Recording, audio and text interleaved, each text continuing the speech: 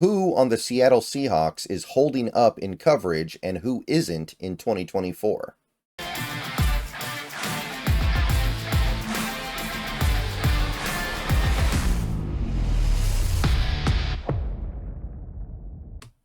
All right, everybody, welcome back. Good Thursday morning. We are here. We have football tonight. Ravens Chiefs, going to be a good game, at least I hope. Going to be an interesting game no matter what. And hope you guys are ready to watch some NFL football because it's here. No more waiting. No more sleeps before NFL football starts. So, tonight, after the game, or starting maybe with a few minutes left in the game, I will be streaming with the Hawk's Nest, just to remind you guys. That stream should already be up on my channel, should be up on his channel. We'll be discussing this Broncos game. We'll be doing some pregame. So get on over there, set up a reminder, and be there right after the end of that Ravens-Chiefs game if you want to hear some Broncos preview. Okay, so time to introduce another weekly series we're going to have on this channel. This one has been around for a while. It's one of my favorites. Pass Coverage Thursday. And I think that this is a really good one because when your football team is giving up a lot through the air, like they're giving up a lot of passing yards, it's pretty easy to tell that. Sometimes it's not so easy to tell who's responsible.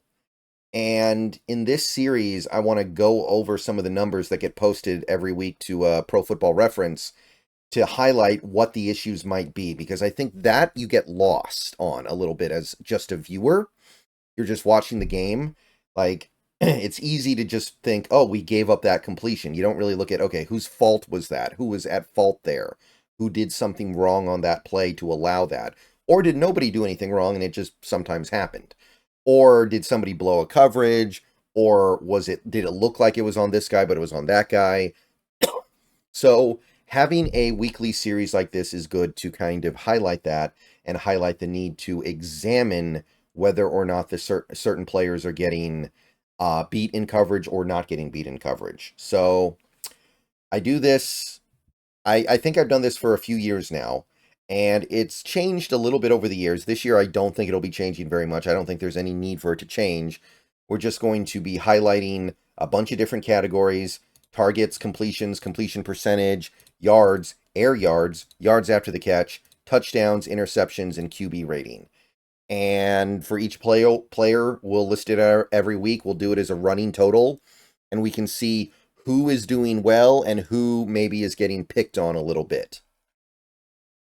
So, two things as you go through, as the weeks go by, as we go from, week 1 through week 18, you'll get an idea of course, in the individual games, who's maybe getting lit up and who isn't. But you'll start painting a bigger picture where you'll see, oh, this guy is consistently holding up pretty much every week to where he's not allowing very much in coverage, versus this guy is getting beat up in coverage. And then we have to examine why, right? Because sometimes players get lit up in coverage because everyone else is so good, other quarterbacks don't really want to target anybody else. That's happened in Seattle before, right? We've seen teams just decide they're just not going to throw at Richard Sherman. Last couple years, there have been times where teams have just decided, I'm not going to throw the ball at Reek Woolen. And what do in those situations? They attack the linebackers. They attack Bobby Wagner. They attack Jordan Brooks. They attack basically anybody else they can. Last year, teams didn't really want to attack Woolen or Witherspoon. They attacked the linebackers. So sometimes you're just like, well, that's just is what it is, and we shouldn't get twisted up about it. But sometimes it gets to the point where it's like, yeah, that's actually becoming a very detrimental problem. And I want to keep an eye on the big picture here because, again, we will be talking about the changes in these numbers from week to week.